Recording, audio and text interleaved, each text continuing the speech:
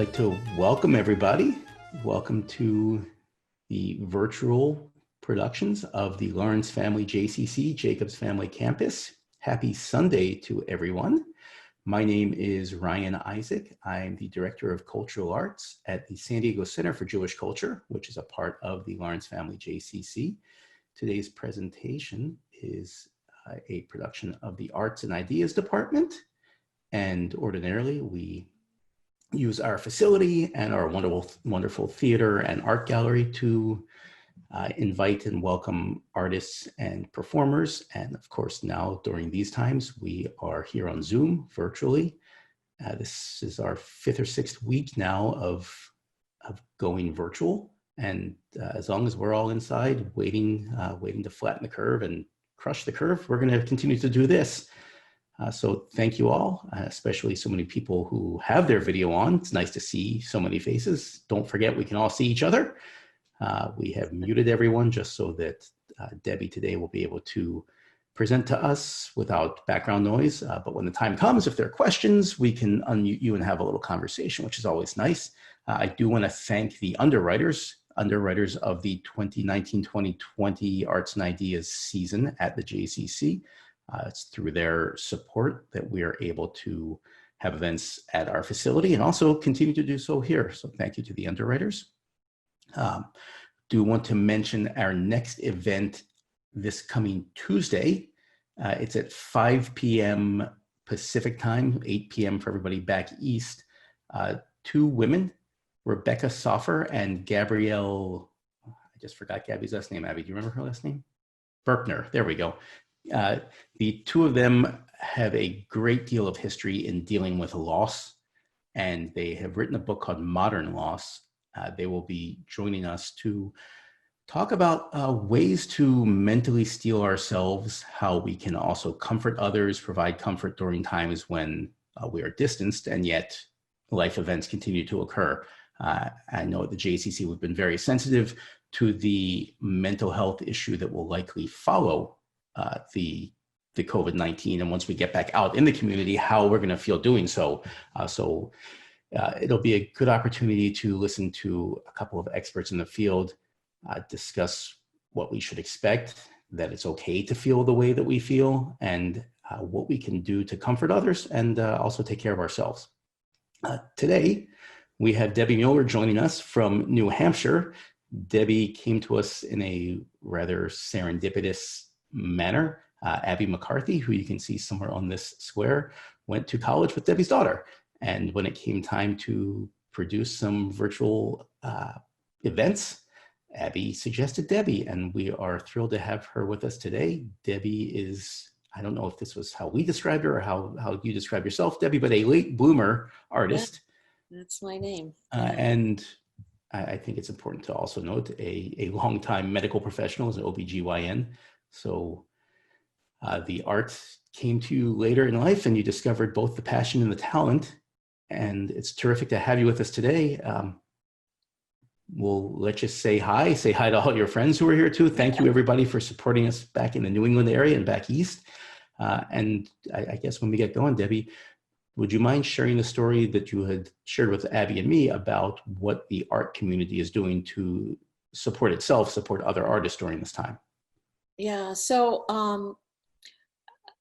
you know, it's such a strange time. I mean, I think a lot of artists are finding it difficult to concentrate and finding it difficult to paint, but certainly for those artists who make their livelihood on art sales and working in galleries, which I'm fortunate not to rely on that, but for those who do rely on teaching and workshops and art sales, some of them have real financial insecurity at this time. And there's an artist from England named Matthew Burrows who started a sort of movement with a hashtag artist support pledge. And what they're doing is there's a group of artists that have placed works for sale that are all, I think, 200 pounds or less, with a pledge that if they sell 5 pieces of art, that they'll buy a painting from one of their colleagues. So they'd use that for something else. And while I don't, fortunately, like have the financial need to depend on art sales right now. I'm so aware of people in my own community whose livelihoods are affected by this, the waiters and the manicurists and the hairdressers and the actors and some of the artists. And so if anyone has any thoughts and wants to email me on, just a way to sort of maybe, do some, special pieces that will benefit that community rather than myself. So just a thought. Anyway, I wanted to thank Abby for inviting me. It's pretty cool when connections to your own kids pop up and help you out. It is a strange time. I'm an OBGYN and I do still work full time, and my husband is a paramedic, and so both of us are really fully in this current situation and working hard and feeling a lot of stress, just especially because the information, that we have in terms of how best to protect ourselves just changes on a daily basis in terms of which masks we're wearing for which kinds of procedures, and are we masking all of our patients or not, and are we testing people, and what are the capabilities of testing. And so I think while our area isn't hard hit at this point, we're still building in cases. There are some nursing homes near us that have just been found to have a lot of cases. And of course, we all read the news and just, read about large cohorts of people that are positive and asymptomatic, and just a lot of anxiety. And so we're doing what we can to cope. And for me, painting has been really a good refuge for those of you who are watching. I see some of my painter friends on the Hollywood Squares grid in front of me here. And, I think a lot of what we experience is that when we're really into it, you sort of get that almost flow state, and what you're thinking about kind of goes away. My friend Eleanor, who I see over there, is also a physician and a painter. And so I wonder if she has the same experience, that when you sort of put the paint on the page, it just takes your mind away a little bit from thinking about COVID-19 and everything else. So, so I guess if it's okay, I will share my screen and jump into my PowerPoint. Please do.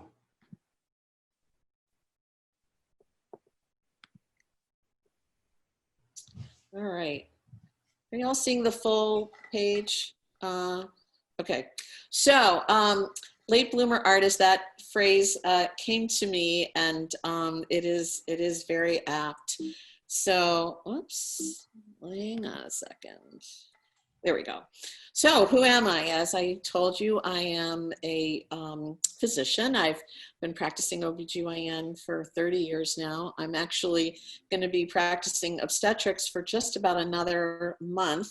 And then I'm taking a new job where I'll be doing just gynecology with no weekends and no nights. Yay. So that can't come soon enough. I've been honored to be a top doctor. I thought it was a big deal, and I told my parents about it, and found out that my sister, who's a radiologist, had gotten the award like 10 times where she is in New Jersey, and I was just catching up, but so much for that. I'm also a mom. I have 3 beautiful daughters, and you see this is our Passover Seder that we just recently had, daughters and partners and husband. And if you see the iPad screen in the back, there's the rest of my family, because we Zoomed our Seder with my parents and my sister and her family.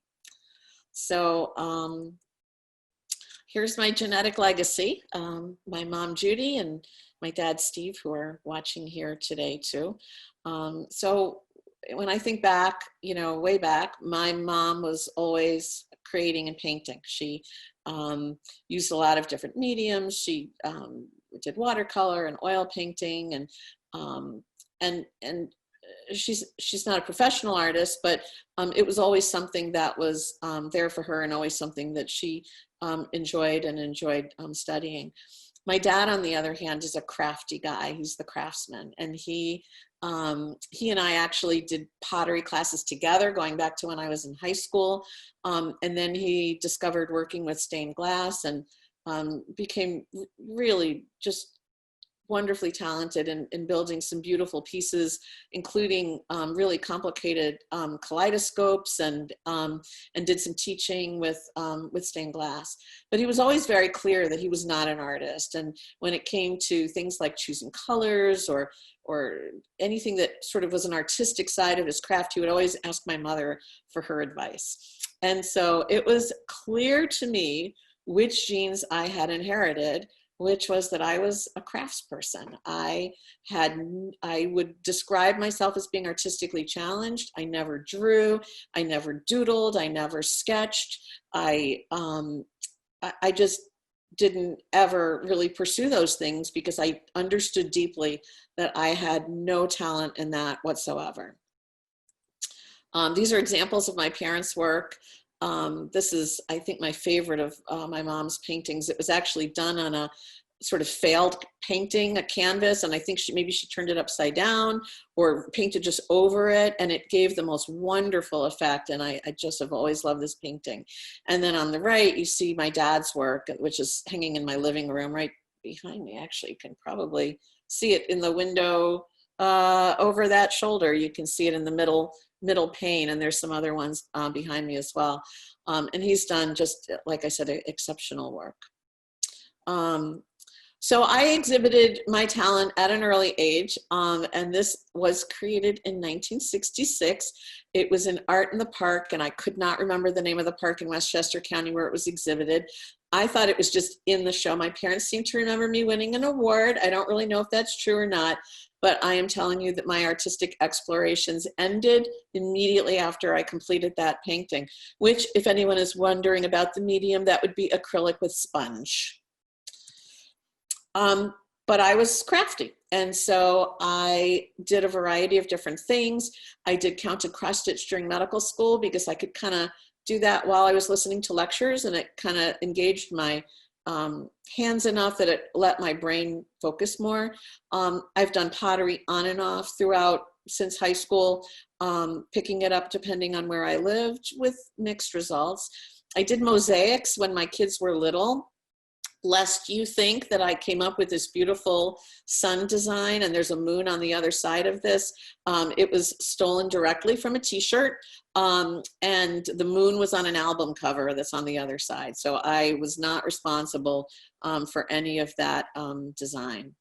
And then I also did photography. And again, that was kind of on and off. And what's interesting about the photography is that without realizing it, it did end up serving me in terms of understanding a little bit about design and just some of the elements that make for a pleasing image. So this was sort of, I'm not saying this was a breaking point, but this was an important experience. So I was doing some pottery classes in Exeter, New Hampshire. And I should have put them in an opposite order because the bowl you see on the left was actually the replacement. But I had thrown this bowl that you see on the right, and it was probably with 6 pounds of clay. I mean, it was a really big bowl. It was perfect. It was beautiful. I bent it after I threw it into this beautiful heart shape, and it was going to be a wedding gift for my husband's cousin. And so when you do pottery, you create the piece and then you let it dry till it gets kind of leather hard, and then you can turn it upside down and trim it. And so to get it to dry slowly, you cover it loosely with some plastic wrap. So this was on the shelf at the pottery studio, covered with plastic wrap. And I came back at the end of the week to find this. And at first I thought somebody like backed up with a broom when they were sweeping the room, that the handle of the broom went through the side of the pot, but no, those little scratch marks you see are mouse tracks. And so a mouse got in there and ate right through the wall of the pot and destroyed it. So the one on the left is the replacement, but honestly, it wasn't quite as good as the first one. And it just left me deeply frustrated because as much as I enjoyed pottery, there were so many places where things could go wrong, where things could like go off the rails. The glaze didn't come out, or the kiln wasn't loaded properly. It wasn't even me loading the kiln, and they put two pieces too close to each other and they stuck to each other or whatever. So it was just so many opportunities for things to go wrong outside of my own control. Doesn't sit well with me. So February of 2016, my parents that winter had spent several months in Sarasota, and they invited my family and I down to spend a few days. And they're here, so I will just say it wasn't necessarily an ideal vacation. The water heater in their apartment was quite small, and my oldest daughter takes really long showers, so that didn't go over well. And it was just, people were, well, traveling with teenagers, there were some grumpy people, and anyway, then there was one day that it was raining, and there was nothing that we really all could agree on doing, and we were all sitting around, and everybody was a little bored. And so my mother, who had brought some paint with her, said to me, well, do you want to paint a picture? And to be honest, I looked at my iPad to see if I had any lives left on Candy Crush. And if I had, I probably would have said, no, thank you. But I had no more lives. So I said, okay. So I pulled up the photo that you see on the left, which was taken the day before at a restaurant at dusk, and it was pretty. And my mom pulled out some palette paper and medicine I see on the side. We were in their kitchen, and some paint, and I just went about trying as best as I could to copy what I saw. And by no means did I finish this painting and say, I'm an artist. I did not. I don't think it's great. Nor did I finish it and say, I'm going to do this for the rest of my life. But what I recognized after finishing this painting was the feeling that it gave me, which was one of peace and focus. And there is a meditative quality to creating a painting. And so I felt very satisfied, and the same satisfaction that I get from creating something that may be crafty, I had from doing this, even though I knew it wasn't that good. It was like, look what I did. So the next day I said, could we do another? And she said, sure. So I painted another one, a photo of some flowers.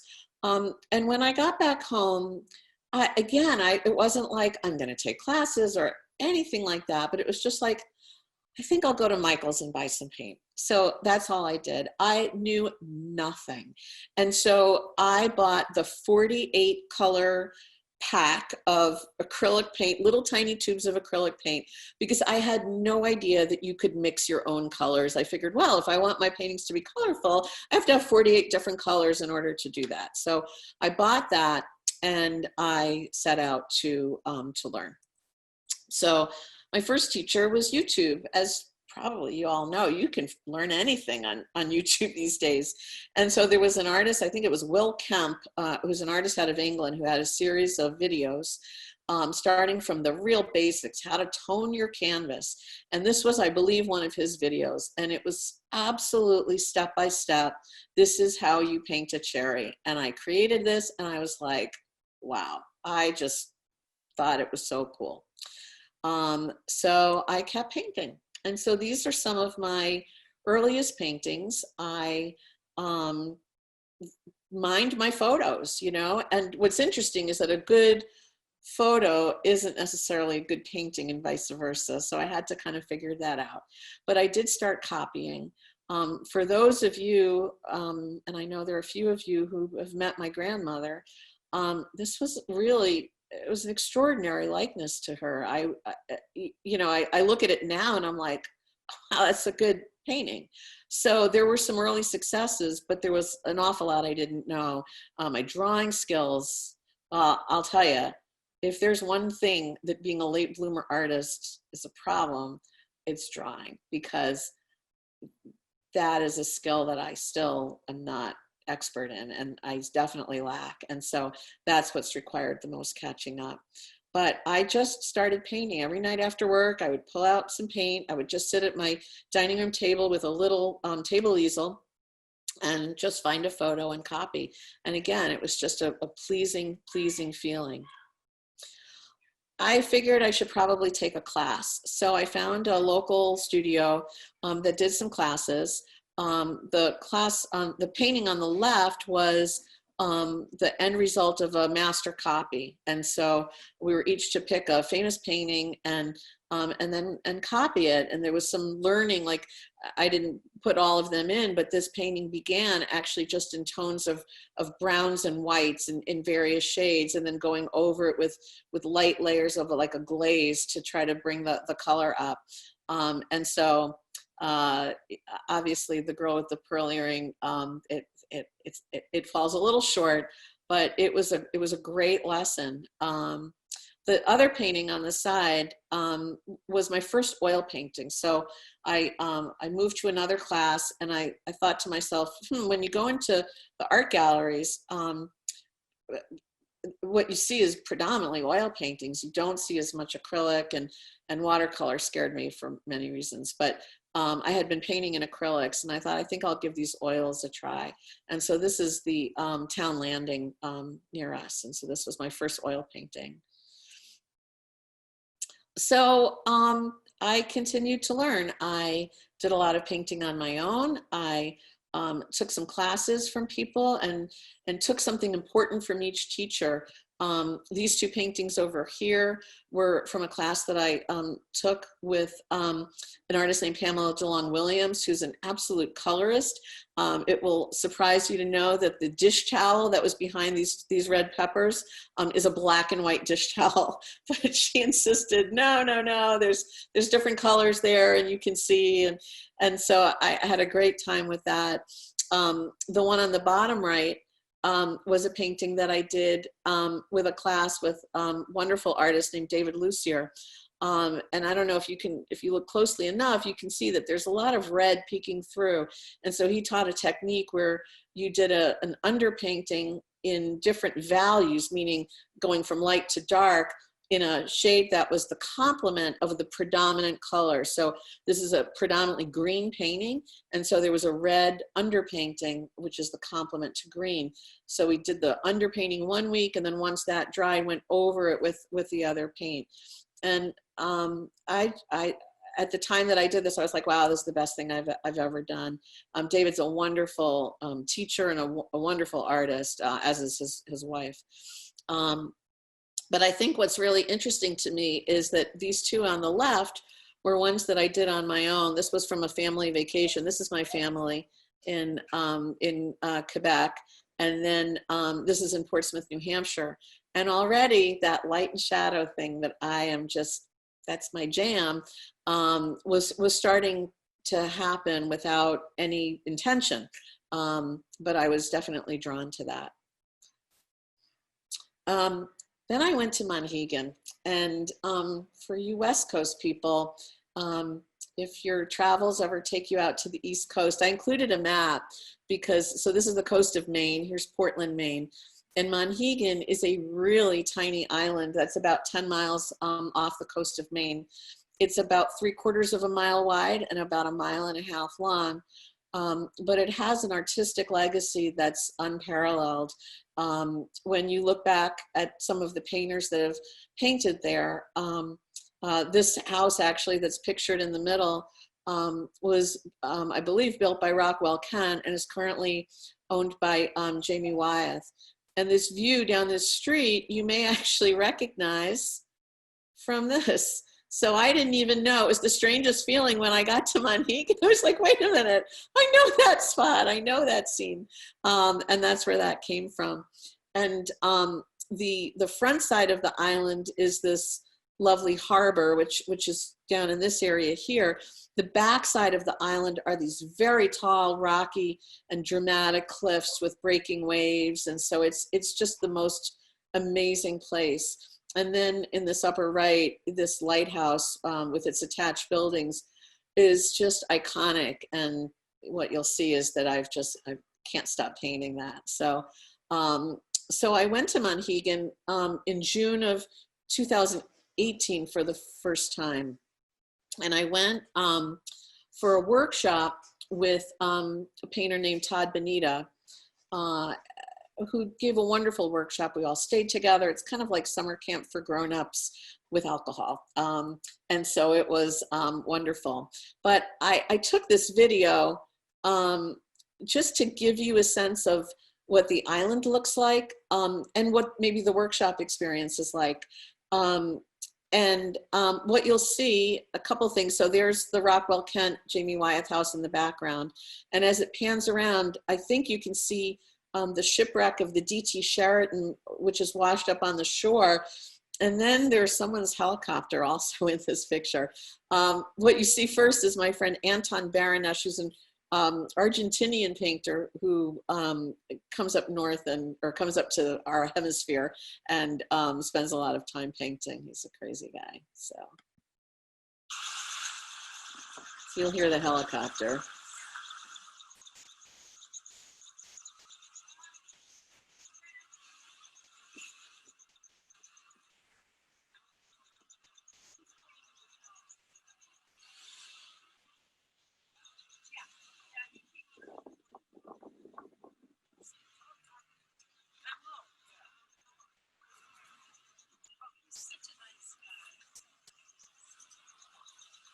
It's really choppy, sorry about that.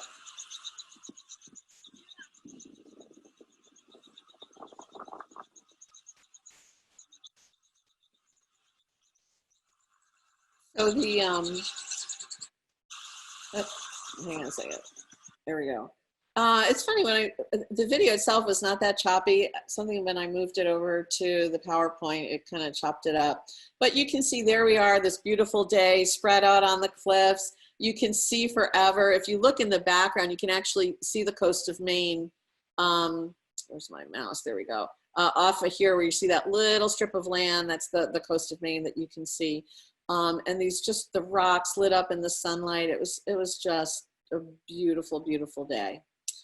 In September, I went back to Monhegan, and this time it was very different in lots of different ways. So Stan Mueller, M-O-E-L-L-E-R, almost my spelling, but not quite, was the instructor. And we were there right after Hurricane Jose had moved off the coast. And so it was foggy all the time. If you look at this middle picture here, this is actually an island just across the channel called Manana. And there were days that you couldn't even see it. And it's so close. It's literally maybe 300 feet. But there were days it was so foggy, you couldn't see it. These are the woods on the back side of the island. It is just beautiful, but the surf was crazy. It was just so powerful and beautiful. And some of you may have seen this iconic red house. It's in a lot of the Monhegan paintings. And then of course, the final day was beautiful. This was the sunset before that day, and the weather finally broke, and it was just gorgeous. So something changed that summer from these two experiences.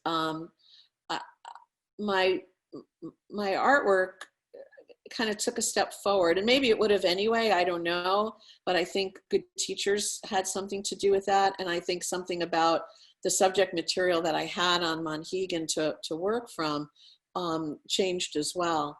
But these were some of the paintings that I started creating. This painting here was actually selected to be part of a calendar, so I saw some success with that. Like I said, it was a turning point.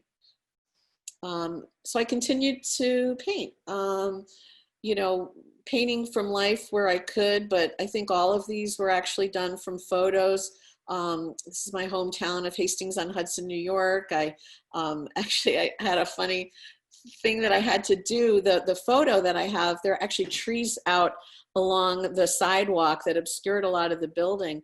And so I actually used Google Street View to be able to like sneak up and see what the upper stories of the buildings actually looked like, because the trees had grown up so much since that time.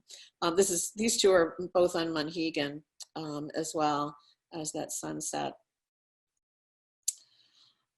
So I decided I wanted to try a big painting. I had been painting, when you go out plein air painting, there are a few people that will do large paintings on site, but generally you're doing smaller, 8 by 10, 11 by 14.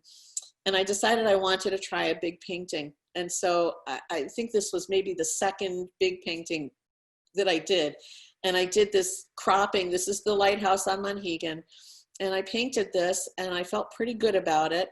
And I submitted it to Artists Magazine. They run a annual art competition, and they have a category for students, and they define a student as someone who's been painting for less than 6 years.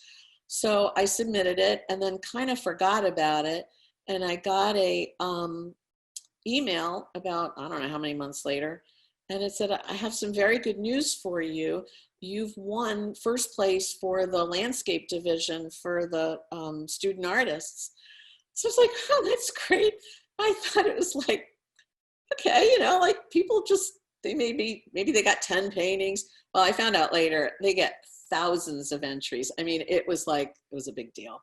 So this was, I was in Artist Magazine. They showed the picture of the painting and included a quote by me. And it was really, really exciting. And just around the same time, I had a painting in a local art show, and I won a Best of Show award. And so it was like, I was starting to believe that maybe it wasn't just like wasn't just a fluke, because at first that's kind of the way, like I got lucky.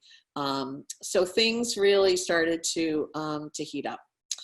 And so I was able to start showing in a co-op type gallery locally, and then through a serendipitous, everything is serendipitous in this business, I'm convinced.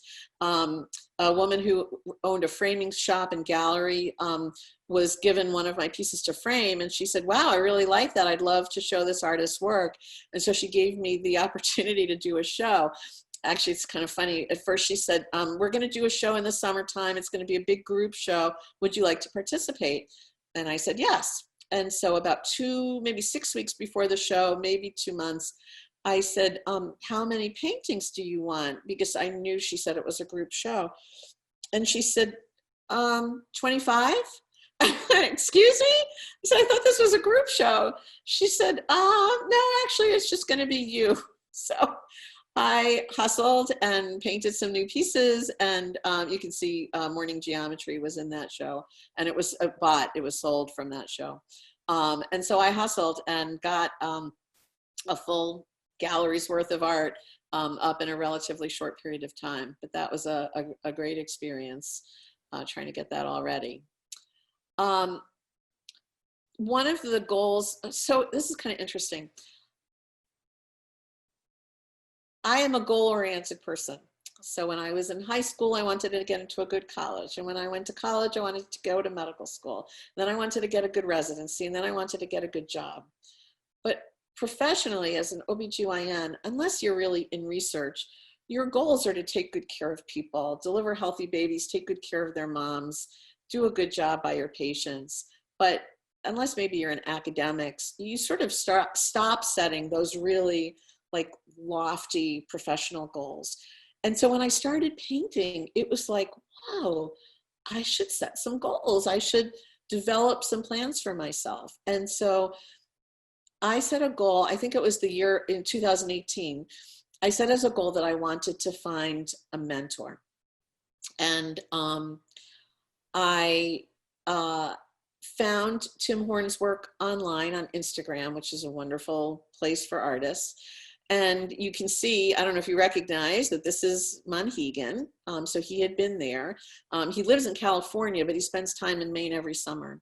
And I just fell in love with the looseness of his style, but the way that he portrays light. That was the thing. And so I was thrilled to find out that he was going to be coming to Portsmouth to do a workshop. And so I signed up literally the day that the announcement was made. And so this is Tim, and he came to Portsmouth and did a 3-day workshop. And so this is one of the paintings that I did on the bottom. This is him demonstrating at Strawberry Bank, which is a wonderful sort of reenactment the colonial architecture and way of life in Portsmouth. And then on the right side, I was able to buy one of the demo paintings that he had done that hangs in my house. And I was thinking about trying to get my courage up to ask him if he would be willing to do some mentoring and do some private instruction.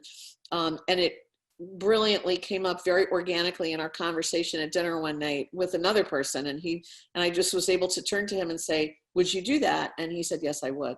So about during the last year, we've from time to time been able to Skype and, do critiques, help me with looking at my photos and understanding what makes a good painting and what would not, and just giving me some professional advice. And so that was a really sort of important development for me professionally. It's a challenge when you find a mentor because you want to learn from them, but you don't want to paint just like them. And so I'm still trying to understand what pieces from him I will take and then what will be different. And I think my work is still evolving, so I don't know where I'll end up, but this was a great opportunity. So this is just some more of the paintings that I've done. I'm really drawn to architecture, which is something that Tim shares as well. I don't know what it is. There's, when people look at my work, they often will say, it's very Hopper-esque, like if that's a word, it reminds me of Hopper. And it's funny because I do love Hopper's work, but it also has such a melancholy and lonely feeling to it. And I don't feel like my paintings are necessarily lonely, even though I don't put a lot of figures in. There's one figure way down here, but I don't love populating my paintings very much. I think not because I want it to feel lonely, but more because I want to, as a viewer, I want me to experience my own personal view of what I'm looking at that's not impacted by other people being there, I guess is the best way that I can say it. So this was some of the work that I've done. Then I found a fun thing to do. So January in New Hampshire is not a great time to go plein air painting. And there's an artist named Brian Mark Taylor who owns an easel company called Estrada Easel. And he does something every January called the Strada, actually he does it in September and January, called the Strada Easel Challenge. And it is to create a painting a day for the entire month, and it has to be done from life. So that means either plein air painting, painting a portrait of someone, painting an interior, or painting a still life, but it's not painting from photos.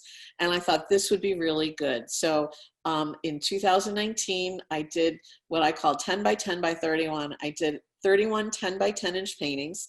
Most of them were still life. And then at the end of the month, I offered them up for sale. And then I donated 31% to the National Center for Transgender Equality, which is a cause that I feel very deeply about. So it was a great way to sell some paintings, donate to a cause, and then do a painting every day. So these are some of the ones that I did from that year. It was funny. I thought by the end I'd be like, oh, another painting. But I literally looked forward to it every day. Sometimes I had a hard time deciding what to paint, but I always looked forward to the painting. I also had my first experience going to a plein air event, and Sarah, who's part of this, who's behind the little screen there, was with me. In fact, we had the pleasure of rooming together in the same house, which is just down this road a little more, right on this beautiful water. We stayed in the most remarkable home. And what it was I think about 30 artists that were juried in. We started at 6 o'clock in the morning and had our canvases stamped so that they could be confirmed. So we couldn't like sneak a painting in, so that you could confirm that they were all done on site.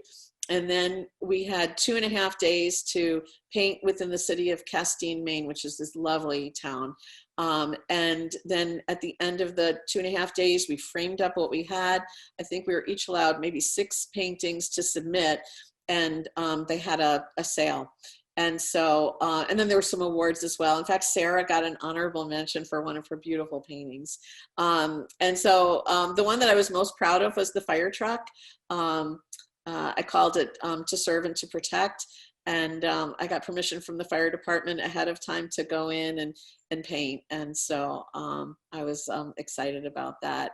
This one was one of my very first nocturnes. It's a little hard to tell from the image, but it was painted at night, which was really challenging. So it was a great experience. I met wonderful people, had such a good time. Sarah and I both got into a plein air festival for this summer in Parisborough, Nova Scotia. And unfortunately, because of COVID, the actual event's being canceled, but they are doing a virtual event in June. And so stay tuned, more to come on that. So then we went to Italy. Harry and I took a trip, a little belated 25th anniversary celebration that coincided with a workshop that Tim was doing in Italy. So we started in Florence, and I got permission from the hotel we were at to paint from their rooftop, and it was the most amazing experience. We then went to a place called Spinocchia, which is a 700-year-old still working organic farm in Tuscany. They have college students that come in and spend 3 months at a time working in exchange for room and board. And we painted on the grounds there, as well as inside one day when it was rainy. And it was just an unbelievable experience. So then brought January. So I did another 10 by 10 by 31. And this time did a few interiors as well. This is my living room. And this time I made a donation at the end of it to a place called Hope on Haven Hill, which is a residential treatment facility for pregnant women with substance use disorder that allows them to stay with their children, and they can stay as long as a year after they give birth. So I was able to give them a nice check. And then I got some nice publicity, which was exciting. Talk about some affirmation, I guess. I was featured in Artist Magazine, American Art Collector Magazine, rather, this past February. And then again, there was a small story in April. So it was exciting. And then 2 other honors this year. The National Oil and Acrylic Painters Society has a national exhibit, which is, highly competitive. This one was small works, and so 16 by 20 was the largest size. And this painting, which is called Anachronisms of Hardwick, was accepted into that show. So it's a little sad because I mailed the painting, I think, on March 13th.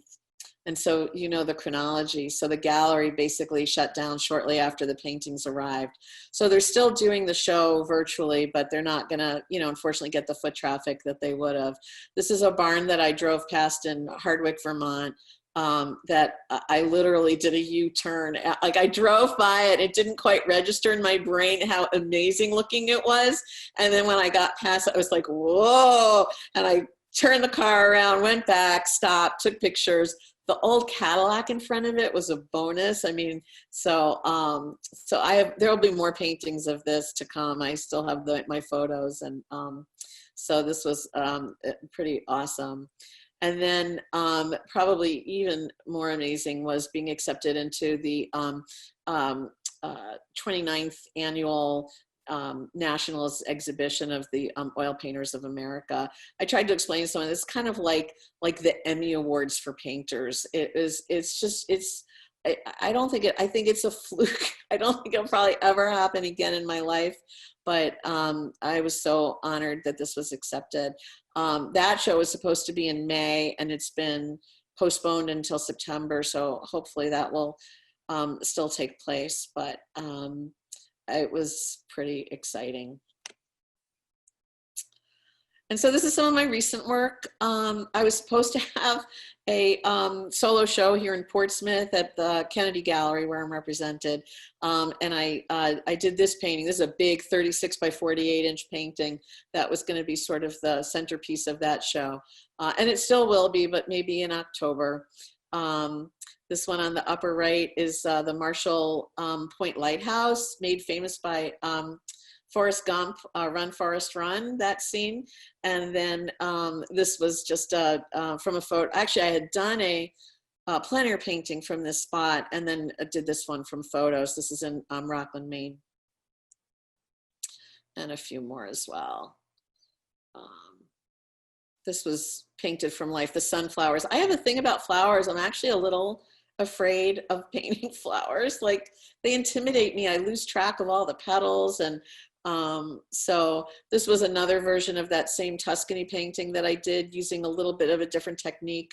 There's a painter that I really admire named Anne Blair Brown.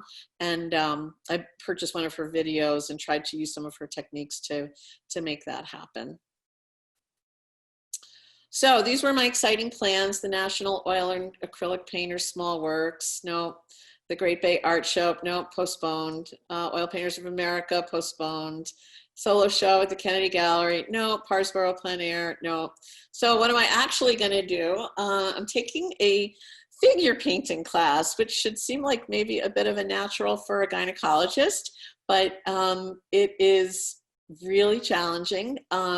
Unfortunately, we're no longer using a live model. We're using photos, which falls completely short.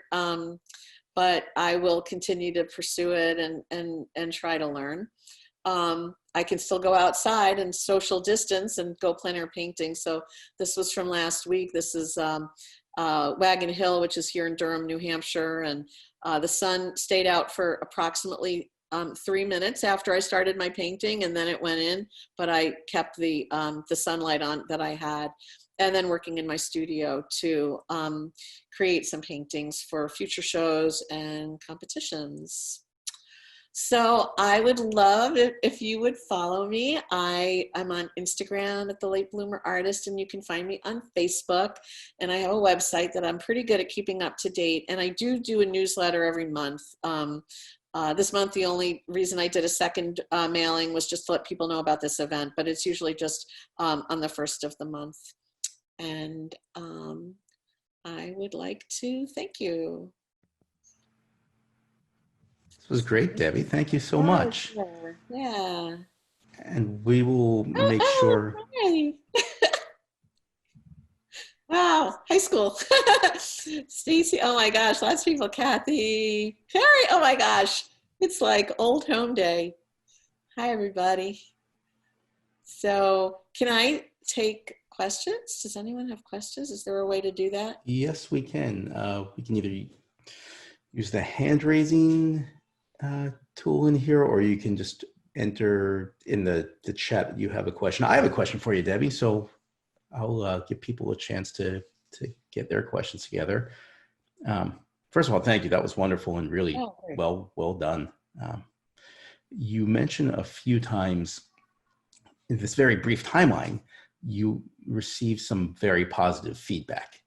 And I feel like we can always hear the artists talking about how they do it for the love of the art and not for the accolades or for the success financially.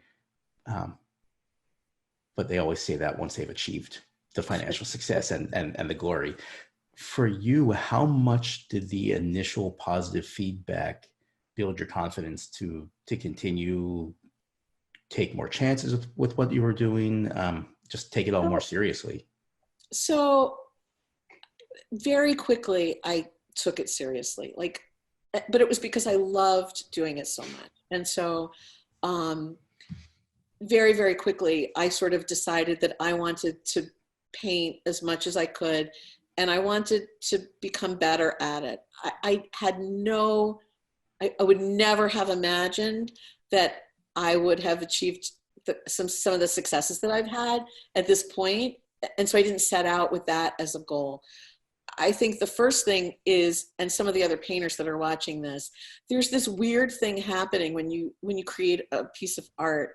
And it happened when my paintings, even in the very beginning, the very first ones, you like fall in love with your own painting. And it sounds really egotistical because then you can kind of fall out of love with them. But when you first create it, you're like, wow, look what I just did. It's like, it's such a good feeling. And so I think even if nobody ever saw my artwork again, I would definitely still paint because I love the way it feels to look at something that I've created and feel good about it. And I'm not saying it always feels good. Like there's a painting behind me now, if like, oh, you can kind of see. And this is a work in progress. And there's parts of it that I'm not happy with right now, but that's what I like about this process is that I can fix stuff. Unlike the pottery with the hole in it, I can fix this. I can let it dry and I can go over it and I can make it better. The accolades, I think for me, it's just a way to say you're on the right track, but I'm not done learning and I'm not done improving. I will be very disappointed if I never get better than I am today. I mean, so that is my goal, is to continue to improve and continue to study and continue to get better. Selling a painting, I think, I mean, it's nice to pay for supplies too. I mean, oil paint is a little expensive. And so honestly, my only goal is to sort of have this be a self-funding activity. And that can include now things like travel. And so that part of it is great, but I don't have any illusions that I would ever get rich from selling paintings. It is the minority of artists. When I look at some of the amazing painters that I know and see what they sell paintings for, I mean, some of them obviously is more than I charge, but they're not going to get rich on it. These aren't the people that are selling artwork for $80,000 or $100,000. You know, this is somebody who's been painting for 30 years and might sell a painting for $2,000 or $1,000. So it's a great feeling when someone, especially when it's someone you don't know, buys your work. That's what feels good, is when someone like is willing to part with their money for something that you've made. That's a good feeling. That's good. We've got a question from Judy Levine. Debbie, could you talk a bit about how a photograph may be a good photo, but not the best for a painting? What makes for a good photo to paint off of? Well, there's two things. I mean, I had shown you a photo that I actually took at Alcatraz, and it had, you know, it was very geometric. It had all those lines and shadows and shapes. I suppose I could paint that with a ruler, but that's not going to be a good painting. I mean, so that kind of thing. A good painting has big shapes, and that had lots of little fine lines and things. But moreover, photos can be dangerous for painting insofar as they lie. So your eye can look at a bright blue sky and a tree and the shadow underneath, and it can see the color that's all in that. If you were to take a photo of that scene, if you got the shadow under the tree correct in terms of color, your sky will be blown out and white. If you get the sky the right color blue of what you really see, your shadow is going to look black, and shadows aren't really black. So when you look at a painting, it may show you the shapes of things, but if you're going to get in trouble if you try to match the colors that you see, because your eye is a much better interpreter of color than a photo is. So they can be dangerous, but sometimes they're all you've got. So I guess as long as you look at it as some information, but you're not just trying to copy it, then you're okay. One more question now from Eleanor Tano. What locations are on your plein air bucket list? Well, Parsboro that looks like a lovely place. I want to go back to Monhegan. I know I should be trying new things and new places, but there's something so magical about Monhegan. I'm really eager to get back there. I'd like to explore other parts of Maine. You know, I was born in Maine. I was born in Dover, Foxcroft, Maine. And it's this weird pull now that I really love the Maine coast. And so I'm really eager to explore other parts of the Maine coast. I'd also like to try some of the places down south. I'd love to paint in Charleston or Savannah and that area. I've been to the Southwest. Wow, it's so different. Like, I will tell you that, like, if you look at my bucket that has my paint thinner in it, so I've rinsed all my brushes, and it ends up being a greenish gray, because pretty much what you use if you paint here is green and blue. I mean, what we see is green and blue. I never squeezed out so much red paint in all my life as when I painted in the Southwest. It's just a completely different palette, a completely different scene. So that was fun. That's great. Eleanor, where do you want to go?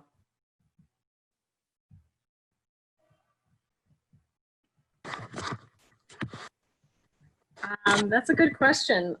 I was just in Key West, but sometimes when you go to really beautiful places, you don't want to paint because you just want to do everything else.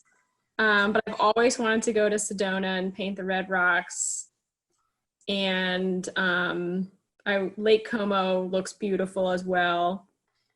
I think if I could get that's it so far. But I also would love to do, I love more Maine. I would also, I don't know if I go back to Monhegan, but some of the other, I don't know all the names of the towns, but when I see paintings, they always look so beautiful from some of the other places in Maine. Yeah. Would you ever, Debbie, Jean Golden wants to know, would you ever consider conducting a plein air workshop in Monhegan? I am not there yet. My abilities, I still consider myself a student more than a teacher.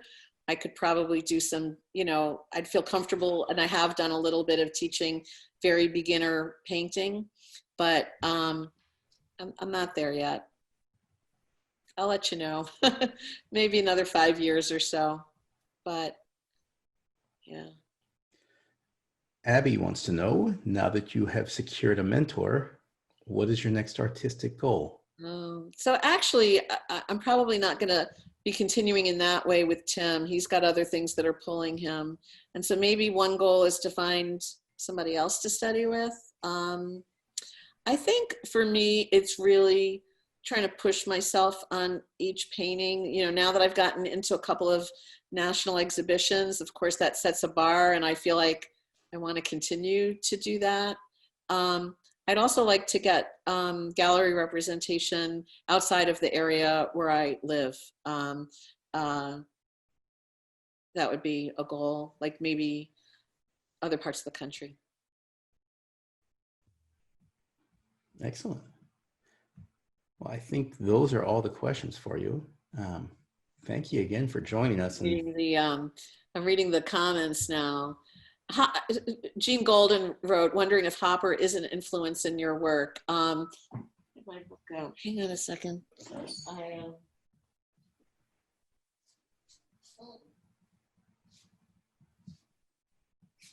just had it. Huh. I just got a book on, oh, here it is. So this is what I'm reading right now by Gail Levin. Hopper's Places. I've actually been nominated for an award, and I won't know if I get it until June, but I've been nominated for an Emerging Artist Award, and I had to write a proposal of what I would do with the award if I were to receive it. And what I thought about doing was, because I'm thinking, like, what can I do in this like time of COVID where people are really hesitant to travel. And my proposal was to go back to Cape Cod and to visit the places where Hopper painted, and then to do sort of my own take on those locations and those scenes, maybe from a different angle or just with a different feeling. Like I said, I feel like that there's an optimism to the work that I do that I know didn't always feel with his, and so maybe looking at the same scene through my eyes instead of his. So, but there's a quote that he said, I'm gonna get it wrong. All I want to do is paint light on the side of a house, and there is a joy to that for me. So yeah, so he is an influence for sure. It's great. It's fun looking out, and we have two easels at least in the background. I now see Maggie, you've got your easel behind you, and Debbie, you've got your work in progress behind you as well. So it's been a. I have to look and see who's here. Oh, yep. Hi, Maggie. I see your easel. I'm working on painting. It's Fort Mason in San Francisco. So that's what I'm working on behind me. Also, the other thing behind me is, let me grab it and I'll show you this painting. So this is completely unlike my style, but I'll tell you that there's a group of artists that live and work in the seacoast of New Hampshire. And one of the things that we're doing in this time of social distancing is everybody put up a photo, and we voted on them. And then everybody's painting from the same photo. So this photo that this came from is not something that I ever would have chosen, just because it's just not what I would have chosen. But it's good to stretch a little bit. And so that's one of the things that we're doing. So it'll be something different every week. It's good exercise. It's great. Well, yeah. Debbie, thank you again so much for joining us and sharing your art and your story with us. It was great having you. And thank you to all of the East Coasters who joined us. I mentioned our upcoming event on Tuesday. I do also want to tell you about what we'll have next Sunday, a bit on the later side. Again, for our friends back east, it's a 6:30 Pacific start, so 9:30 back east. Emily Pastor, who is a food author, food blogger, Chicago-based foodie. Her website's westoftheloop.com. She is going to be walking us through making sauerkraut at home. She's got some history in fermentation and some of the Jewish traditional preserves and pickling. And we figured for these times, the fermented foods are pretty trendy, and also during pandemic, it's good not to waste. So for anyone interested, I think Abby's already provided the link, and we'll be sending emails out about it, but she emailed me today to say a head of green cabbage, some filtered or distilled water, and non-iodized sea salt or kosher salt, and then we're good to go. So for anyone who wants to join, please do so. And that's what we have back from San Diego today. Thank you again, Debbie. Thanks everyone for joining. Be well, have a good week. Thanks, Abby. And hope to see you all soon. Thank you.